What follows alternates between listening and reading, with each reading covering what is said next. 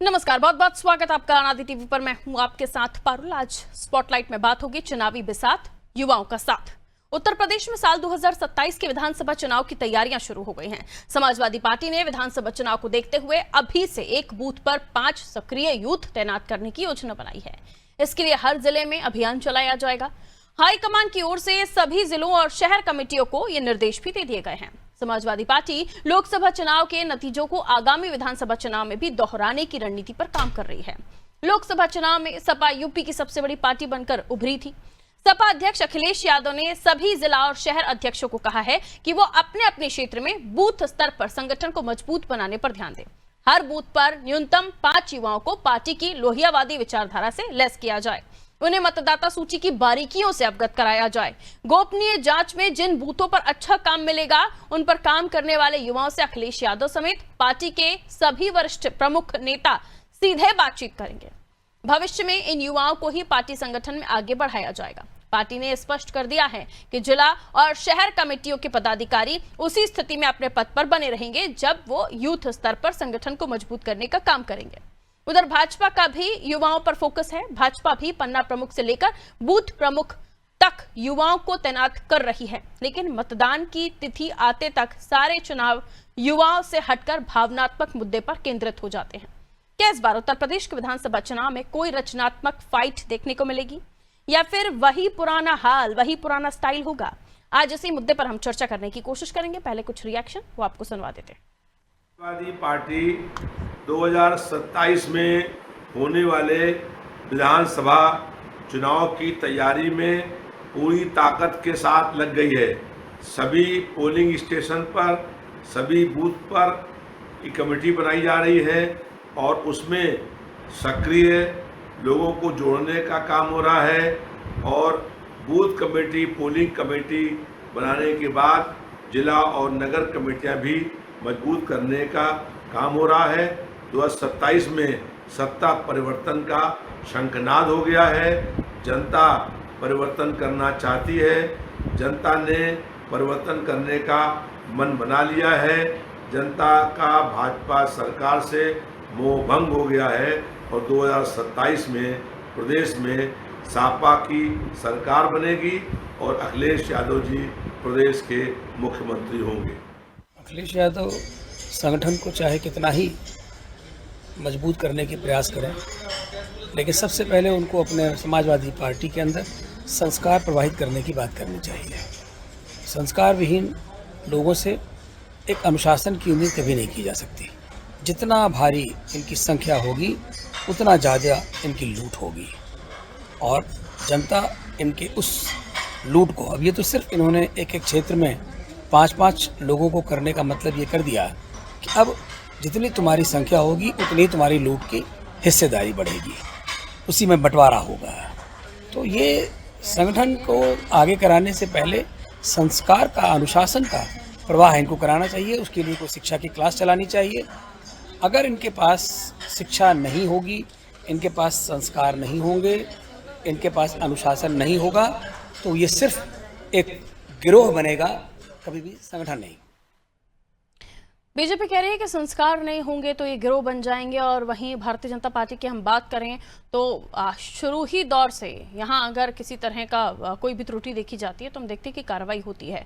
वहीं बीजेपी तमाम विपक्षी पार्टियों पर परिवारवाद का भी आरोप लगाती है। और ये भी सच है कि जब चुनाव नजदीक होते हैं तब ये सारे मुद्दे गुल हो जाते हैं। युवा, बेरोजगारी, फिर भावनात्मक मुद्दों पर चर्चाएं होना शुरू हो जाती हैं। ऐसे एजेंडे छेड़ दिए जाते हैं। लेकिन इस बार क्या कुछ अलग होगा या वही प्रथा हम उत्तर प्रदेश में देखेंगे? जैसे कि कहा जाता है कि जातियों के इर्द गिर्द ही उत्तर प्रदेश का चुनाव होता है। कास्ट बहुत मैटर करता है उत्तर प्रदेश के इलेक्शंस में। तो क्या इस बार भी वही होगा? क्योंकि एक तरफ हम देख रहे हैं कि एक हिंदुत्व के नारे के साथ बीजेपी आगे बढ़ रही है, दूसरी तरफ पीडीए के नारे के साथ समाजवादी पार्टी आगे बढ़ रही है। तो कितना जोर अगर युवाओं को आगे बढ़ाने का है या संगठन को मजबूत करने का है, तो ये प्रयास धरातल पर कितने सत्य साबित होंगे या फिर कहने भर की बातें हैं? जैसे कि मैंने कहा, एजेंडे अलग हो जाते हैं, भावनात्मक मुद्दों पर चले जाते हैं। मिलियन मेहमानों से जो हमारे साथ चर्चा में जुड़ रहे हैं, आगे समझने की उन्हीं से कोशिश होगी। दिनेश प्रताप सिंह जी भारतीय जनता पार्टी से हमारे साथ जुड़ेंगे। हेमंत मिश्रा जी हमारे साथ कांग्रेस से जुड़े हुए हैं, स्वागत करती हूँ आपका। अशोक कुमार तिवारी जी सपा से हमारे साथ बने हुए हैं, आपका भी स्वागत करती हूँ सर। नीरज मेहरे जी वरिष्ठ पत्रकार हैं, हमारे साथ जुड़े हुए हैं। नीरज, कई चुनाव आपने देखे होंगे सत्ता पर बैठते हुए लोगों को और सिंहासन से उतरते हुए भी। क्या मुद्दे उत्तर प्रदेश के जब हम देखते हैं कि जातियों की बातें होती हैं, उत्तर प्रदेश को खासकर जातिवादी राजनीति के लिए ही देखा जाता है, यहाँ के दल इसी के इर्द गिर्द घूमते हैं, लेकिन अब जो संगठन को मजबूत करने के लिए समाजवादी पार्टी ने एक बूथ पर 5 सक्रिय यूथ तैनात करने की बात कर दी है। बीजेपी तो ये करती ही रहती है, उनका तो हमने देखा ही है, लेकिन इससे कितना फायदा समाजवादी पार्टी को मिलेगा? और जो यूथ की बात आज कर रहे हैं, ये आगे कंटिन्यू करेंगे? आपको लगता है कि हर बार की तरह इस बार भी मुद्दे कुछ और होंगे? नीरज सर। देखिए पारुल जी, मुझे लगता है कि जो अखिलेश यादव जी ने, समाजवादी पार्टी के राष्ट्रीय अध्यक्ष ने बात कही है कि एक बूथ पर 5 यूथ रहेंगे, तो क्या आपको या समाजवादी पार्टी को या देश की जनता को ये लगता है कि संघ के लोग भारतीय जनता पार्टी के लिए बूथ पर काम करेंगे, विश्व हिंदू परिषद के लोग काम करेंगे, बजरंग दल के लोग काम करेंगे, दुर्गा वाहिनी के लोग भाजपा काम करेंगे, भाजपा के लोग काम करेंगे, पन्ना प्रमुख के लोग काम करेंगे, एनडीए के घटक दल के लोग काम करेंगे और परोक्ष रूप से ओवैसी की पार्टी भी भारतीय जनता पार्टी की मदद करेगी? तो क्या ये 5 लोग उनका मुकाबला कर पाएंगे? दूसरी चीज, जो राजनीतिक दल राजनीति कर रहा है, जिसके पास जनता से जुड़े मुद्दे ही नहीं है, महंगाई, बेरोजगारी, सड़क, बिजली, पानी, स्वास्थ्य, इन पर समाजवादी पार्टी चर्चा ही नहीं करना चाह रही। समाजवादी पार्टी चर्चा करती है औरंगजेब पे, समाजवादी पार्टी चर्चा करती है राणा सांगा पे। तो मुझे लगता है कि जनता अपने आप नकार देगी। और भारतीय जनता पार्टी के कई बड़े नेताओं ने भी कहा कि उनकी तो उन्हें मेहनत करने की आवश्यकता नहीं है, क्योंकि विपक्ष खुद ही पर्याप्त रूप से उनको पिच बना के दे रहा है, जिसपे बड़ी आसानी से भारतीय जनता पार्टी मुद्दों से हटकर केवल हिंदुत्व की राजनीति करते हुए और फिर से मुझे लगता है कि उत्तर प्रदेश की सत्ता में काबिज हो जाएगी और अखिलेश यादव खड़े तमाशा देखते रह जाएंगे। मुझे लगता है अगर बसपा ने इनसे गठबंधन किया तो थोड़ा बहुत फायदा मिले, लेकिन मौजूदा जो हालात है समाजवादी पार्टी की, उसमें से बहुत सारी सीटें माइनस में जाएंगी। वो लोकसभा चुनाव के नतीजों से बहुत कॉन्फिडेंट है सर, और उन्हें लगता है लोकसभा का परफॉर्मेंस दोबारा दोहराया जा सकता है। इसके लिए वो और भी कड़ी मेहनत कर रहे हैं, जैसे कि मैंने कहा कि बूथों को अब संवारने का काम कर रहे हैं। तो क्या इस बार का माहौल उत्तर प्रदेश में, हालांकि बहुत जल्दी होगा ये सवाल, फिर भी मैं आपसे पूछ रही हूँ कि क्या ऐसा माहौल बनता हुआ दिख रहा है? पारुल जी, भारत सरकार की 10 साल की, केंद्र सरकार की मेहनत, उत्तर प्रदेश सरकार की 5 साल की मेहनत जीरो हो गई। सिर्फ लल्लू सिंह जो पूर्व सांसद, उनका एक बयान आ गया कि अगर हम 400 सीटें पा गए और संविधान बदल देंगे। देश की जनता उस मुद्दे पे, उत्तर प्रदेश की जनता घूम गई और निश्चित रूप से दलित ने या उत्तर प्रदेश के सर्व समाज ने बहुत अच्छी तरह समाजवादी पार्टी को वोट दिया या इंडिया गठबंधन को वोट दिया और भारतीय जनता पार्टी की, जैसा मैंने कहा, 10 साल की मेहनत और 5 साल की उत्तर प्रदेश सरकार की मेहनत को शून्य कर दिया। जनता मुद्दों पर बात करती है और जनता ने सारे चुनाव 2024 में इनकी भाजपा की भूल का फायदा इंडिया गठबंधन को मिला। तो राजनीति में अभी कहना थोड़ा जल्दबाजी होगा, लेकिन इस पे अगर समाजवादी पार्टी चुनाव जीतना चाहती है तो मुझे लगता है कि उनके लिए सपने की तरह होगा। जी पारुल जी। अशोक जी, सपना हो सकता है, लेकिन ये यूथ का मुद्दा क्या आप अंत तक संभाल कर रखेंगे या फिर नैया डोल जाएगी यहाँ से वहां? और दूसरा सवाल ये भी पूछा जा रहा है कि उस वक्त आपने संविधान करके जनता को बताने की कोशिश की कि संविधान बदल देंगे, लेकिन पहले भी सीटें ज्यादा थी और अब भी वो सरकार में है, वो बिल ला रहे हैं, बिलों से चीजों पर परिवर्तन लाने की कोशिश कर रहे हैं, लेकिन तब भी संविधान नहीं बदला जा रहा है। अब भी कई बार आप लोगों के विरोध हो रहे हैं, प्रदर्शन हो रहे हैं, लेकिन वक्फ बिल भी आया, हालांकि कोर्ट में अब इस पर सुनवाई चल रही है, कोर्ट के हाथ में है। तो क्या ये माना जाए कि मुद्दे होंगे आपके भी, या फिर वो पीडीए लेकर आप चलेंगे, जनता के मूल मुद्दों पर बात भी होगी? यूथ की बात आप कर रहे हैं, ये यूथ आपको आगे तक, ये मुद्दा आपको अच्छा लगेगा? जी पारुल जी, आप अच्छी बात कर रही हैं।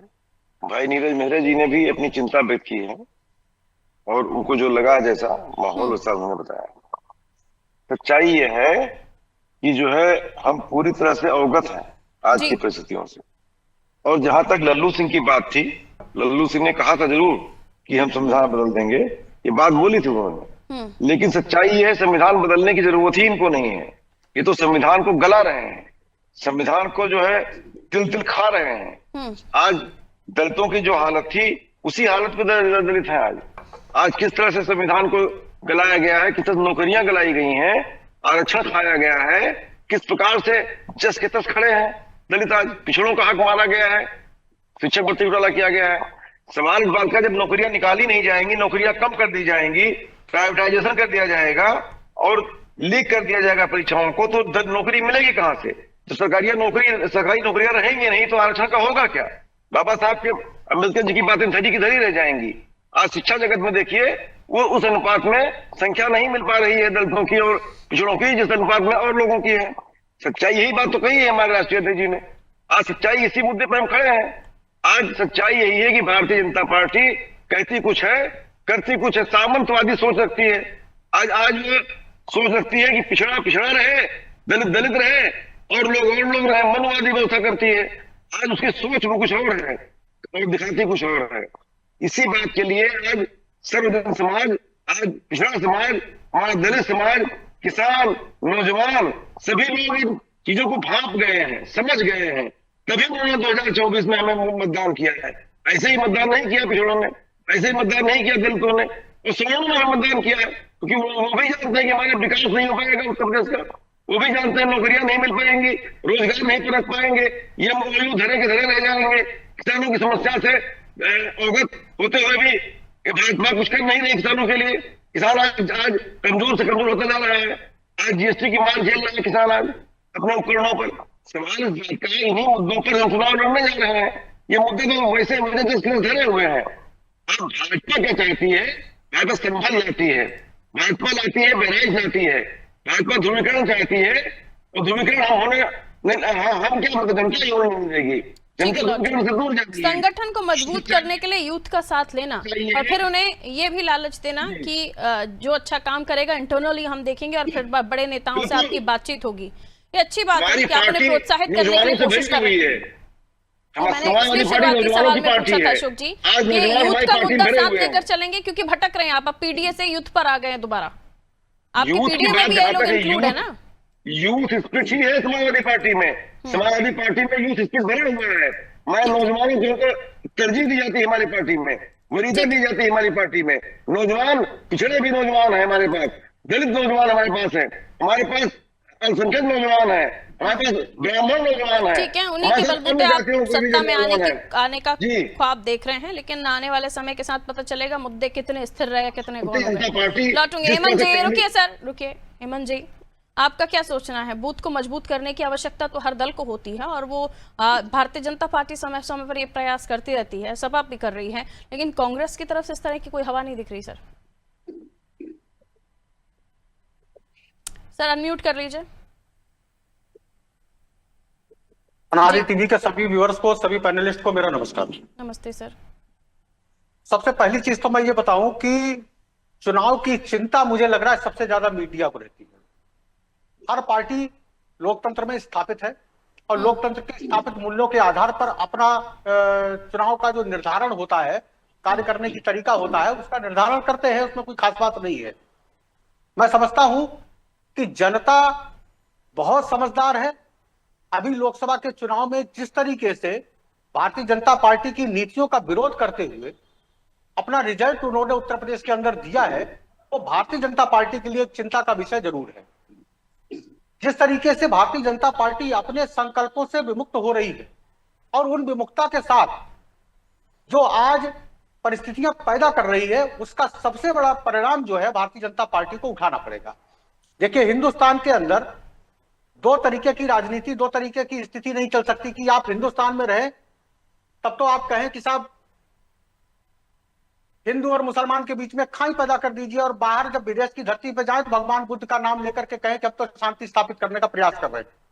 मुझे लगता है ये दोनों बातें आपस में विरोधाभासी हैं। इस पर भारतीय जनता पार्टी की उत्तर प्रदेश सरकार और केंद्र सरकार दोनों को अपना ध्यान केंद्रित करना चाहिए कि भारतीय जनता पार्टी के सिद्धांतों के आधार, जो उनका मूलभूत सिद्धांत विभाजन की नीति है, उससे नहीं चलने वाला है। हिंदुस्तान एक गंगा जमनी संस्कृति की पहचान रहा है और उसी के अनुसार उस चीज को चलेगा।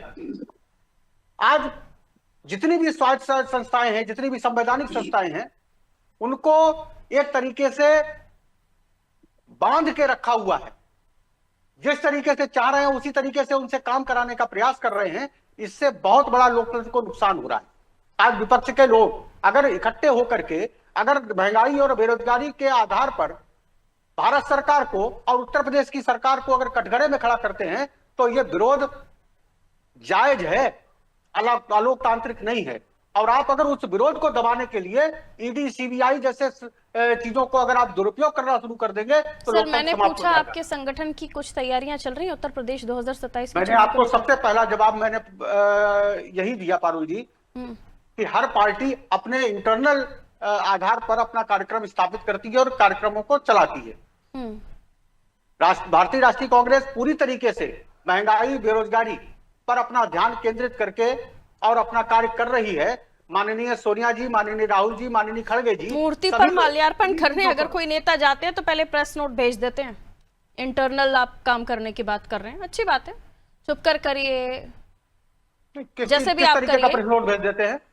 प्रेस नोट तो आजकल सभी आप को लोगों पता के है पास कौन नेता पार्टी कहाँ देती जा है। रहा है, उसके हम बाद लोगों का एक तो प्रेस नोट कहीं आप लोग देते मैसेज नहीं हैं। रिलीज हो जाता है सबके प्यारों की तरफ से, सभी को पता है। तो वो रहने दीजिए वो बातें कि हम छुप कर रहे हैं या हमारा इंटरनल है। ये कोई मैं तो छुपने सीधा वाली पूछ नहीं रही थी होती। कि क्या कोई तैयारियां चल रही हैं आपकी, सीधा बोल देते नहीं चल रही बूथ हैं। इस तरह- अब इंटरनल वाली बात- बातें कर रहे हैं, जैसा आप पता ही नहीं हमें चलता कि एक बात कांग्रेस में क्या हो रहा है। बताइए, हमें एक बात, अभी हमारे उत्तर प्रदेश के अंदर आप सारे कह रहे हैं जिलों में मीडिया को जिलाध्यक्ष चिंता है, घोषित कर मीडिया दिए गए। दिखाना बंद कर दे आपको, तो सारे फिर जिलों में अब वही 10 आप लोगों को सेकंड का दिक्कत समय है दे कि दीजिए। मीडिया आपकी 10 बातें सेकंड का सुने, समय दे दिखाए दीजिए। तो भी दिक्कत, पारुल ना जी, दिखाए 10 तो आप सेकंड का कहते हैं समय इंटरेस्ट दे नहीं है। दीजिए, 10 सेकंड का समय दे दीजिए। हम्म, उत्तर प्रदेश के अंदर कांग्रेस पार्टी ने अपने सारे जिलाध्यक्ष बना दिए। हम्म। भारतीय तो वही जनता तो मैं पार्टी कह रही थी, अभी आप अभी सीधा 30-32 मीडिया जिलों में के अपने मीडिया के जिलाध्यक्ष कॉल को ही घोषित पकड़ नहीं कर लेते पा हैं हर रही बार। है। ठीक है, लौट रही है। जिलाध्यक्ष घोषित नहीं कर पा रही बीजेपी के भारतीय पास जनता चली जाती हूँ। नहीं, आपने सवाल शुरुआती उस पे दौर बनता में है। कहा ना हम लोगों ने मीडिया तो को सारी चिंता चीजें है, कर तो ली। मैं बता दे रही थी आपको। जनता के मूलभूत सिद्धांतों ठीक। पर हम लोग राजनीति कर रहे हैं, उनके अधिकारों की लड़ाई लड़ रहे हैं। इसीलिए हम मूलभूत लोग- सिद्धांतों के लिए विपक्ष में आपके नेता मौन रहे थे, आप जब कोई मौन नहीं रहा। वक्त के मामले में नेता आपके मौन रहे हिसाब थे। से कोई मौन नहीं रहा। क्या राहुल गांधी अपने जो है सदन जनता में के कोई मुद्दों नहीं को बोला उठा सर, रहे? अब वो टॉपिक क्या डिरेल हो खड़गे जी- जाएगा, इसलिए मैं नहीं जा रही। जनता के मुद्दे क्या उठाने की जातिगत बात की जनगणना आपने, पर तो ये खड़गे भी जी ने जनता अपना का मुद्दा था ना स्टैंड नहीं आपके लिया? लिए। क्या कांग्रेस पार्टी ने वापस आ स्टैंड नहीं रही लिया? हूँ, वापस आऊंगी, रुको। आप दिनेश दूसरे जी, को कटघरे में ना खड़ा करें। मैं कटघरे में नहीं खड़ा कर रही सर, मैं तो नॉर्मल आपसे सवाल ये पूछ रही थी। बिल्कुल, आपने मैंने पहले ही आपसे- मीडिया की कॉलर मैंने बड़ी पकड़ ली, तो विनम्रता मुझे के पूछना साथ पड़ा आपसे मैंने आपसे कहा कि हम कि आपसे हम- पूछें आपके सब्जेक्ट में वो इंटरेस्ट पार्टी दिखाएं अपना कि कांग्रेस क्या राष्ट्रीय कर रही है, क्या अध्यक्ष नहीं कर रही, ये घोषित कर पा दिखाएं, रही है। और ना दिखाएं तो फिर वो आप कहते हैं कि उत्तर प्रदेश के कांग्रेस अंदर को अपने दिखाया अध्यक्ष नहीं नहीं बना जाता, पा रही सुना है। नहीं जाता। उसके तो थोड़ा सा संगठन की बोलने से स्थिति पहले आपको सोच लिया जानते कीजिए हैं कि आप कि बोल क्या रहे राष्ट्रपति हैं। है, आ रही हूँ केंद्र वापस, सरकार और प्रदेश आ रही हूँ सरकार वापस, दोनों में हेमंत जी आपस आ में रही हूँ, दिल पर सामंजस्य मत नहीं है। लीजिए, बुरा मत मानिए, लौट रही हूँ मैं। आपकी नहीं, दुखती कोई नस पे हाथ रख मानने दिया की मैंने बात नहीं है, सत्यता है, उसको कि आप स्वीकार करिए। कहें कि हमें नहीं दिखाया जा रहा, हमें नहीं सुनाया जा रहा, और जब आपको दिखाया सुनाया जाता तो आप कह रहे हैं मीडिया को ज्यादा इंटरेस्ट है। अरे मैंने तो लॉजिक आपके समझ सामने लो। सीधी बात कही। दिनेश सर, लौट रही हूँ। दिनेश सर, क्या कहेंगे आप? उनका कहना है कि वो जिन मुद्दों को लेकर जा रहे हैं सारे, जैसे कि अभी अशोक जी ने भी कहा कि उनके साथ तो हर वर्ग का युवा जुड़ा हुआ है, हर वर्ग जुड़ा हुआ है, इसलिए पिछले चुनाव में आपको कम नंबर्स आए थे, इस बार वो और भी ज्यादा नंबर्स के साथ आगे बढ़ रहे हैं। हालांकि मेरा जो मुद्दा था कि अभी पीडीए के साथ वो काम कर रहे हैं, यानी पीडीए उन्होंने अहम नारा दिया हुआ है, फिर यूथ की तरफ भी हो गया, तो फिर बातों को संभाला खैर अशोक जी ने बहुत अच्छे से। आप क्या कहना चाहेंगे कि इनकी मजबूती, अगर संगठन स्तर पर जिस तरीके से काम कर रहे हैं, आप लोग करते हैं लेकिन अब उन्होंने भी शुरू कर दिया है, ये संगठन इनका मजबूत हो गया ब्लॉक लेवल पर, फिर आपको दिक्कत हो जाएगी? पारुल जी, सभी राजनीतिक दलों को अपनी पार्टी को मजबूत करने के लिए हर संभव प्रयास करना चाहिए, जी, चाहे वो कांग्रेस पार्टी हो, चाहे समाजवादी पार्टी हो, चाहे बहुजन समाज पार्टी हो, या देश में जितने भी राजनीतिक दल हैं उनको करना चाहिए। लेकिन उनको दूसरी पार्टी में दोष निकालकर, ये दोनों दल के लोग बैठे थे, मैंने बीच में एक शब्द बोला नहीं, मैं सुन रहा था, मुझे बड़ा अफसोस होता है, इनकी सोच को सुनकर अफसोस होता है। आप भारतीय जनता पार्टी से अपनी तुलना करते हैं। भारतीय जनता पार्टी सिर्फ बूथ पर नहीं, हम पन्ना प्रमुख बनाते हैं। वोटर लिस्ट के जब पन्ने होते हैं ना, एक पन्ने पर जो 20 परिवार होते हैं उसका एक मुखिया बनता है। हम वार्ड गठन करते हैं, वार्ड अध्यक्ष बनाते हैं, वार्ड की टीम बनाते हैं, फिर हम मंडल अध्यक्ष बनाते हैं, फिर हम जिले की टीम बनाते हैं, फिर हम क्षेत्रीय टीम बनाते हैं, फिर हम प्रदेश की टीम बनाते हैं, फिर हम राष्ट्रीय टीम बनाते हैं। आपकी तैयारी आपको मुबारक है। सारी कवायद आप करेंगे चुनाव के पहले, लेकिन अंत में उस खिचड़ी में, जो खिचड़ी आप चुनावी पकाते हैं आप लोग मिलकर ना, उसमें सिर्फ और सिर्फ पानी और नमक डालने का काम करते हैं और कुछ नहीं करते हैं। और पारुल जी, एक सवाल आपने यूथ पर पूछा था, बड़ा ज्ञान दे रहे हैं, मैं आपके माध्यम से दोनों दल के नेताओं से पूछना चाहता हूं, जरा पूछकर बता दीजिएगा मुझे भी ज्ञान हो जाएगा पारुल जी, आपको भी शायद, क्योंकि अभी कांग्रेस के साथी मीडिया पर यह अंगुली उठा रहे थे। बड़ी चिंता आपकी यूथ की है ना। अटल जी की सरकार ने युवा आयोग का गठन किया, सपा समर्थित कांग्रेस पार्टी ने युवा आयोग को भंग कर दिया था। जरा कारण बता दें दोनों दल के लोग, कारण बता दीजिए। देश में सभी तरह के आयोग हैं, बाल आयोग, अग्रह आयोग, पिछड़ा आयोग, महिला आयोग, अल्पसंख्यक आयोग, जो भी नाम दीजिए। युवाओं के हित के लिए उन्होंने एक आयोग बनाया था, युवा आयोग, वो तो कांग्रेस पार्टी ने भंग कर दिया। नंबर 1 सवाल। दूसरा सवाल, इस देश में युवा की परिभाषा थी 15 से 35 साल की भी, आपने उसको 29 क्यों कर दिया? इन 2 सवालों का जवाब जरा इनसे 50 भी पूछिए। हो सकती है वो, 50 नहीं, उसका कारण अगर मुझसे आप पूछेंगे तो मैं बताऊंगा। इनसे जरा इन दोनों सवालों का जवाब आप पूछ लीजिए, उसके बाद फिर मुझसे, मैं मौका दे रहा हूँ। ठीक। देश की जनता को जानना चाहिए। इन दोनों ठीक है, सवालों का हेमंत जी, जवाब इनके पास नहीं है। आरोप लगाया आपके इनको ऊपर जरा- उन्होंने, इसका जवाब दे दीजिए। बता दें उसको, मैं नहीं बोलूंगा, बता दें, दोनों सवालों का जवाब दे दें, फिर मैं बताता हूँ। आठ कंगन को आरसी क्या, पढ़े लिखे को फारसी क्या। बस वही बताइएगा जो मैंने युवाओं की नहीं, स्थिति आपने बताइए क्या है? प्लीज क्यों कर दिया? वो कह रहे हैं, दिनेश जी, युवा दिनेश आयोग जी, अटल सुन जी ने लीजिए। बनाया था, उसे आपने बंद कर सवाल दिया। पूछा, जवाब भी सुन लीजिए। हाँ। आपने सवाल पूछा, जवाब भी सुन लीजिए। उत्तर प्रदेश नहीं, पूरे हिंदुस्तान के अंदर युवाओं की स्थिति कितनी बढ़िया है ये आप जानते होंगे, आपकी सरकार जानती होगी। वो कह रहे हैं, आप युवा यही आयोग आंकड़े हैं। कांग्रेस ने बंद किया। अरे युवा आयोग उम्र बढ़ा दी। जरूरी चीजें भी हैं, युवाओं को ध्यान करें। आयोग बना देने से आप तक जाने कितने आयोग आपने बनाए हैं, उन आयोगों की स्थिति क्या करी है? उन आयोगों को तो आपने हाथ बांध करके रखे हैं। आप हमें बताइए, किसी भी चीज पे आप आयोग बनाते हैं, उसकी सिफारिशें आप लागू नहीं करते। ठीक है, आप जवाब मानते नहीं किसकी आ बात रहा है? है हेमंत जी आपके तरफ से, मैं आ रही हूँ वापस। सुन लीजिए, आप उसकी बात को मानते ही नहीं है। ठीक है, वापस आऊंगी। आप जरा उस बात को मानते ही नहीं। नीरज सर वापस आपके पास आ रही हूँ, उसके बाद अशोक जी आपके पास आऊंगी। मैं अपना समय पूरा कर लूं। जल्दी कहिए सर, मैं अपनी बहुत बात- ज्यादा टाइम नहीं है, कहिए, पूरी कर लीजिए अपनी बात। पारुल जी, फिर इन्हीं से पूछ लीजिए, फिर मेरी जरूरत क्या है? कहें सर, कहें। 10 मिनट इनको दिया, हम तो 2 मिनट में सोचे सवाल दिनेश आ सर, जाएगा। कहिए प्लीज, बात पूरी कीजिए। पारुल जी, मैं देखिए जवाब नहीं दे पाएंगे, मैं कारण। हम्म, इन्होंने 35 वर्ष से 29 वर्ष क्यों किया पता है? हम्म, आप भी यूथ हैं, आपको भी जानना चाहिए। इनको बेरोजगारी दर घटाना था। हमेशा ये होता था कि नौजवान बेरोजगार हो गए हैं, तो रोजगार दे नहीं पाई कांग्रेस की सरकार, उन्होंने उम्र को घटा दिया, 35 की जगह 29 कर दिया और आंकड़े देश के सामने प्रस्तुत कर दिया। गजब बात करते हैं ये लोग। जितनी कवायद कर रहे हैं ना, ये सारी नाटक नौटंकी कर चलेंगे युवाओं के नाम पर। दोनों पार्टियों में सिर्फ इनको परिवार दिखेगा, पीडीए नहीं दिखेगा। ये दोनों पार्टियां परिवार डेवलपमेंट पार्टी हैं। ये देश की जनता और उत्तर प्रदेश की जनता बाखूबी जब ये कहते हैं तो मुझे अफसोस होता है इनकी सोच पर। इन पार्टियों को आप करिए, ठीक है सर, आ गई आपकी बात। 5 नहीं 10 करिए। आ गई आपकी बात। अशोक जी, परिवारवादी सोच, परिवारवाद कहिए अशोक जी, उसके बाद नीरज सर आपके पास। देखिए, जल्दी से कंप्लीट कीजिए। जो परिवारवाद की बात करते हैं उसको मैं जनता पे छोड़ देता हूँ, उस पर जवाब देने की आवश्यकता नहीं है। ये बहुत बार कहते हैं, बार बार कहते हैं, इसका जनता पे कोई असर नहीं पड़ता है। अगर जनता पे असर पड़ता होता तो राष्ट्रीय स्तर पर आदरणीय अखिलेश यादव जी आज तीसरी बड़ी पार्टी ना होते। ठीक है, इसका जवाब मिल गया इनको। अब मैं कहना चाहता हूं, जैसी करनी वैसी भरनी। जैसा भाजपा कर रही है जनता के साथ में, उत्तर प्रदेश जनता के साथ में, पिछड़ों के साथ में, दलितों के साथ में, वैसा उसको रिजल्ट मिलने वाला है और रिजल्ट मिला है, मिल चुका है, आगे भी मिलने वाला है। ठीक है नीरज आज 403 सीटें मैनेज करना आसान नहीं होता है। ये उस चुनाव मैनेज कर लिया इन्होंने। 403 सीटों पर छक्के छूट जाएंगे भाजपा के। जनता में जाने लायक चेहरा नहीं नीरज बचा सर, है। उत्तर प्रदेश की सियासत को जब भी समझिए तो पारा हमेशा हाई मिलेगा, और उस बीच जब ऐसे मुद्दों को उठता हुआ हम देखें, ठीक है लौट रही हूँ, ऐसे मुद्दों को हम उठता हुआ देखें जो जनता के हित में, तो बड़ा नीरज रुक जाइए अशोक जी, नीरज सर से सवाल उनको सुनाई नहीं देगा ना, फिर रुक जाइए अशोक जी, आपका टाइम आप। जनता में हम उतर चुके हैं। हाँ ठीक, रुकिए अशोक जी, काम डाउन, रुकिए, टाइम आप। नीरज सर, ऐसे मुद्दों को जब हम उत्तर प्रदेश में उठता हुआ देखते तो अच्छा लगता है कि जनता के बारे में सोचा जा रहा है, लेकिन चुनाव तक आते आते सारे मुद्दे गुल हो जाते हैं। इस बार भी हो सकता है ऐसा हो, या फिर अंतरात्मा जाग जाए तो शायद जनता के मुद्दों पर विचार भी हो, सोचा भी जाए। लेकिन फिर ये समझ में आता है कि जिस तरह की पिच तैयार होती है, सारे खिलाड़ी उसी पर ही भागना शुरू कर देते हैं।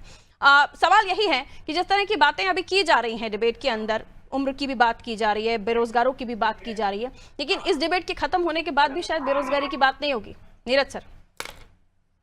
देखिए पारुल जी, निश्चित रूप से समाजवादी पार्टी जितनी बातें कर रही है उतनी धरातल पे है नहीं। इस बात की जो देश की तीसरी पार्टी बनी और उत्तर प्रदेश में बहुत अच्छा प्रदर्शन रहा वो उनका अकेला नहीं है, इंडिया गठबंधन का है। और अगर कांग्रेस को हटा देंगे तो आपको लोकसभा के चुनाव के परिणाम के अपेक्षा में विधानसभा के परिणाम का रिजल्ट आपको दिखाई दे जाएगा। दलित कभी समाजवादी पार्टी के साथ नहीं था, दलित कांग्रेस के साथ गया। और निश्चित रूप से इस बार जिस तरह से तैयारी राहुल गांधी ने की है, उस तरह से राहुल गांधी और मायावती का अगर समझौता होता है तो कांग्रेस बहुत अच्छा प्रदर्शन करेगी और मायावती को भी अच्छी सीटें मिलेगी। जिस तरह समाजवादी पार्टी से अभी तो चंद्रशेखर आजाद की, रावल की भी पार्टी आंखें दिखा रही है। तो मुझे लगता है कि जो दलितों की बात कर रहे हैं, दलितों के मसीहा बनना चाह रहे हैं, जो अल्पसंख्यकों के ठेकेदार थे, वो लोकसभा में बिल के खिलाफ नहीं बोल पाए, वो दलितों की क्या पैरवी करेंगे? मुझे लगता है कि भारतीय जनता पार्टी को ये जो किट तैयार करके दे देंगे, कोर वोट बैंक को लेकर अपना सपोर्ट नहीं रख पाएगी। बिल्कुल बिल्कुल, बहुत बहुत शुक्रिया आप सभी का हमारे साथ चर्चा में जुड़ने के लिए। उत्तर प्रदेश की हम बात कर रहे थे, तो 2027 की तैयारियां अभी से शुरू हो गई हैं। संगठन को मजबूत करने की कवायद शुरू कर दी है, चाहे भारतीय जनता पार्टी हो चाहे समाजवादी पार्टी हो। उनकी तरफ से पन्ना प्रमुख बीजेपी की तरफ से बनाया जाना, तो समाजवादी पार्टी ने एक बूथ पर 5 मजबूत सक्रिय यूथ बनाने की तैयारी कर ली है, जिसको आगे भी वो प्रोत्साहित करते रहेंगे समय समय पर। लेकिन क्या इससे लेकर ये आगे भी बढ़ेंगे, जनता के समस्याओं पर बात होगी, ये तमाम चीजें हैं, तमाम पहलू हैं जो उत्तर प्रदेश की जनता के लिहाज से तमाम दलों को सोचने चाहिए। लेकिन चुनाव आते आते मुद्दे गुल हो जाते हैं, भावनात्मक मुद्दों पर डिबेट्स होने लगती हैं, चर्चाएं होने लगती है, बयानबाजियां होने लगती है। और शुरुआत अभी से हो गई है, जब औरंगजेब की एंट्री हो जाती है, राणा संगा की एंट्री हो जाती है, बाबर की एंट्री हो जाती है। बाकी आपके विवेक पर छोड़ती हूँ, आप क्या चाहते हैं। दीजिए इजाजत, नमस्कार।